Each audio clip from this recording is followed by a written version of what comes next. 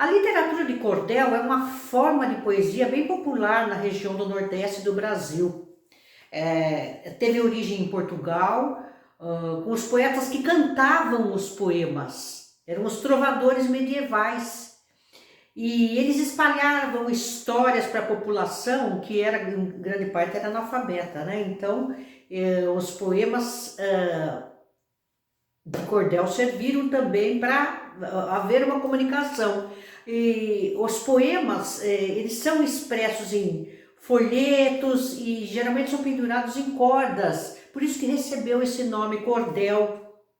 E esses temas da literatura de cordel são sempre sobre o folclore brasileiro, a região, política, histórias da sociedade, tá? Então, as poesias de cordel seguem sempre uma métrica. A literatura de cordel é escrita em forma rimada, tem rima, né? E muitas vezes os poemas são ilustrados com xilogravuras.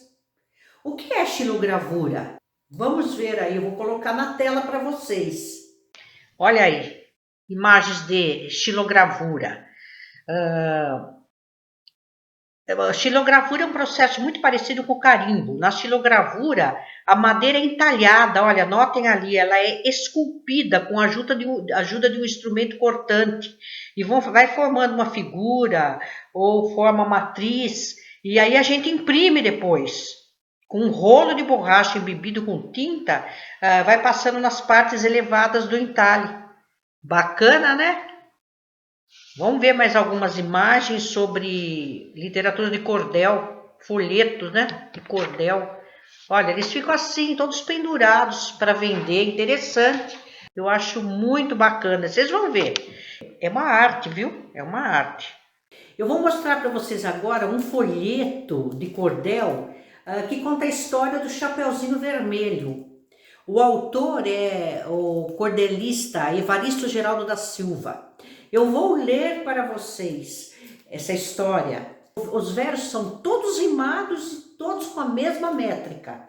Super bacana. Vamos lá? Olha as imagens aí.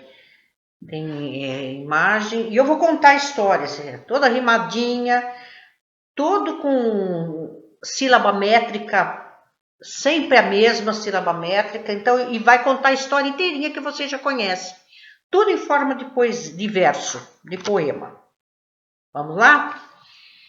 Que a deusa mãe da inocência me dê virtude e bonança, para que eu possa escrever e transmitir esperança, porque vou falar agora de uma inocente criança. Uma senhora viúva tinha uma filha somente, o nome dela era Laura, menina meiga e decente, e por ter só 9 anos, era uma jovem inocente. A mãe de Laura fazia tudo para a filha agradar. Quando ela fez 9 anos, sua mãe comprou num bazar um belo capuz vermelho para lhe presentear. Laura gostou do presente do seu 9º aniversário, porque esse tal capuz era lindo e necessário para a menina utilizar no seu labutar diário. A menina sempre usava esse capuz que ganhou, então onde ela passava, o povo a apelidou de Chapeuzinho Vermelho e assim para sempre ficou. Um dia sua mãe lhe disse: Chapeuzinho, vá deixar um bolo para sua avó, que acabei de confeitar, mas tenha muito cuidado para na mata não entrar. Vá sempre pelo caminho, evite floresta escura, porque naquela floresta pode haver má criatura, e você, sendo criança, lá não estará segura.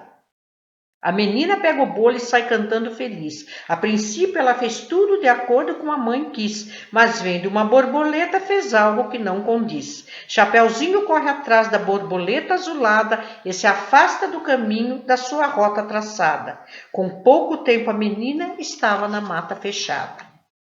Nesse momento ela viu, no meio do matagal, um vulto muito assombroso. Era um lobo colossal, porém Chapeuzinho achou ser ele um manso animal. O lobo, fingindo ser criatura bem mansinha, aproximou-se, dizendo: O que faz aqui sozinha? Ela disse: Vou deixar um bolo para a vovozinha. O lobo ficou pensando: Bolo? Eu não vou querer, mas você e sua avó vão devorar com prazer, pois faz tempo estou sem nada para comer. Vou agir com muita calma para fazer uma festança, pois se eu agir direito, devoro a velha e a criança, porque comendo elas duas, encho bem a minha pança. Então o perverso lobo pergunta para Chapeuzinho: Diga-me, meiga menina, sua vovó tem vizinho ou mora só numa casa com seu querido vovozinho? Respondeu a Chapeuzinho: Minha avó não tem marido. A vovó mora sozinha, naquele bosque florido, onde a água da cascata passa fazendo alarido. Como é que você faz para entrar na casa dela? A menina diz: É simples. Fica a chave na janela, pois é para quando eu ir lá não precisar chamar ela. Essa chave fica presa pelo fio de um cordão. A ponta se vê de fora. Quando lá chego, abro então, porque vovó já não tem a mesma locomoção. Responde o lobo dizendo: Vá para junto de sua avó, porque a casinha dela fica lá num cafundó. E quem vive assim distante não gosta de ficar só. Depois disso, o lobo pega um atalho no caminho e chega logo na casa da vovó, dá Chapeuzinho e entrou nela falando como a menina, mansinho. A vovó acreditou ser da neta a voz, porém quem entrou no quarto foi o tal lobo feroz, que logo engoliu a velha com uma fome muito atroz. Depois o lobo deitou-se na cama, ainda quentinha, pois ouviu que ia chegando a inocente netinha, que gritava do terreiro: Cheguei, linda vovozinha! O lobo estava na cama em um lençol enrolado para enganar a menina, ficou quieto e camuflado, e foi dizendo bem alto: Filha, estou com resfriado. Respondeu a Chapeuzinho: A senhora está mudada, as orelhas estão compridas e a voz embaraçada. Me diga o porquê, vovó, pois já não entendo nada. Minhas orelhas compridas são para melhor te ouvir. Venha para perto de mim, porque não posso sair e devido estar doente, se eu levantar vou cair. A Chapeuzinho responde já com voz estremecida: Para que essa boca grande com dentes bem guarnecida? Me diga por caridade, vovozinha da minha vida. O lobo disse: Menina, é para te devorar. E engoliu a coitada com pressa e sem mastigar, do jeito como ele fez com a vovó dela ao chegar.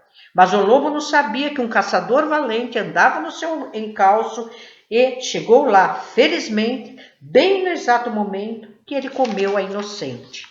O caçador fere o lobo, ali com um tiro mortal, e com a sua faca abre a barriga do animal e tira a avó e a menina, ainda com vida, afinal. Depois disso, a vovozinha foi morar no povoado, pôs a casa na floresta, num canto isolado, onde poderia haver um outro lobo malvado. A Chapeuzinho aprendeu grande lição nesse dia e passou a obedecer tudo que sua mãe pedia, pois os conselhos maternos têm importância e valia. Olha que bonitinho! Vem nesse folheto aqui, olha, uma história contada em verso, toda métrica igualzinha e rimado, e conta a história inteirinha. Muito bacana, vocês devem conhecer e ler mais a literatura de cordel, tá? Parabéns para o Geraldo, cordelista. Muito bacana, né? Antes de terminar essa aula, eu vou mostrar para vocês algumas curiosidades sobre essa história de Chapeuzinho Vermelho. A história surgiu na Idade Média e chegou até nós através dos camponeses europeus, que iam contando um para o outro, né? A história original tinha um final bem trágico. O lobo devorava a neta, devorava a avó e não tinha nenhum caçador para salvar elas duas. Elas não foram salvas por caçador nenhum, tá? E no século XIX, os irmãos Grimm, você já deve ter ouvido falar, eles mudaram o final trágico acrescentando uma figura do caçador, que é que vocês conhecem, né? Que salva e a história acaba tendo um final feliz. Tanto a história original como a história adaptada pelos irmãos Grimm tem simbolismos que podem ser interpretados até hoje, tá? Entendeu? Por exemplo, a cor vermelha representa a passagem da infância para a adolescência, principalmente da menina, né? O chapeuzinho vermelho, ou a chapeuzinho, né? Ela representa que a ingenuidade e a rebeldia dos jovens de hoje, né? Nunca querem aceitar o que os pais aconselham. O lobo mau representa os perigos que existem na sociedade, na vida. E essa história também faz a gente pensar sobre a necessidade do cuidado, de cuidar dos nossos idosos, né? Eles precisam ficar mais perto dos familiares, porque eles precisam de mais atenção. A moral da história original é brutal, mas é realista, hein? A ingenuidade é pervertida pelo mal. No mundo tem muita maldade e os jovens são enganados pelos perigos da vida. Eles sempre são avisados pela família, mas sempre acabam fazendo o que eles querem, né?